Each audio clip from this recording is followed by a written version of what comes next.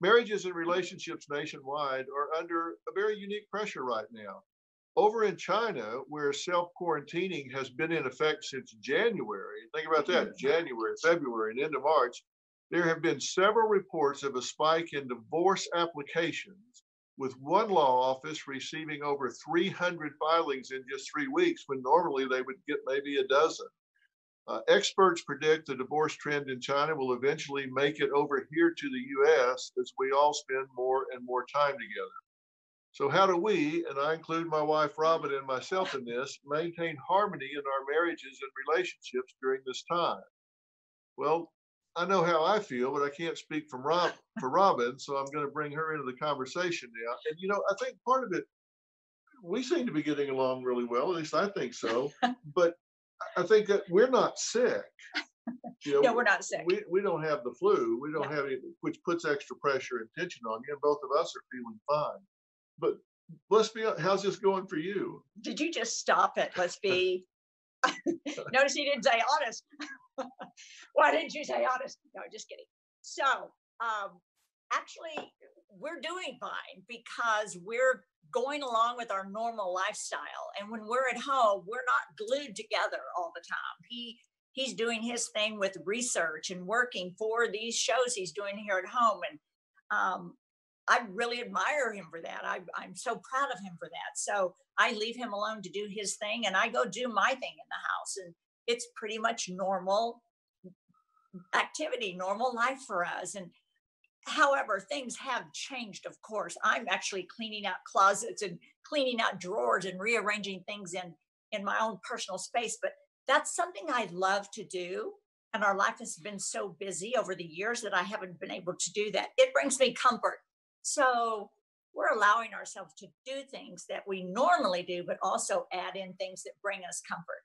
Yeah. And I was kind of talking to one of my friends the other day on FaceTime, and I said, we're a little embarrassed that we're such homebodies that we're not really noticing a big difference. That's true. In terms of stay at home, because we do value our time at home, because when we're out, it's really hectic. And I think part of it is, you and I talked about it at the very beginning, and I think it's important to acknowledge and not just kind of go silent about it, but to acknowledge and say, you know what? We are in a different time here. You have to acknowledge that and say, look, this is going to be different. We're going to be spending a lot of time together, and we're going to be here more, occupying the same space than we normally would. Is that an issue? Is it a problem? Is there something that I can do to make this easier for you, or you for me? And I think if you just talk to your partner about it straight up and not pretend that there's not something kind of hanging in the air, then I think it makes it a whole lot easier. That's true. To deal with. That's true. Now, some of the things that we have done that's not always common.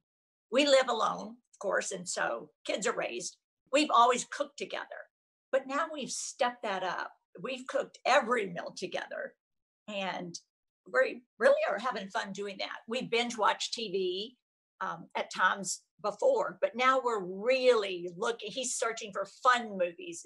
They're different, and so we've kind of added a little difference to what we've always done. Different movies, different foods, those kind of things. So we are purposely looking for some variety in the normal things we do here at home. Yeah, like we made chicken and dumplings the other night. Yes, and I'm always the one that makes them. But yeah, and I never knew how you do that. So how you did that? So we got in here, and I got the rolling pin. It was actually working on. I had to make it stop. He was getting a little too thin, but they were getting they were falling apart when I was putting them in. We had a ball. But really, you can find things to do. And here's the thing: just resolve. Think about how many times you said, I wish I had more time with the children. I wish I had more time for us to kind of talk and hang out and not have something pressuring us time-wise. And so I think as we've done that, we've really held on to that and grasped time. And listen, this is a difficult time because there's so many unknowns, and you've got the pressure of thinking, my gosh, am I going to get sick? And how serious is it going to be? But it's also okay to have a sense of humor.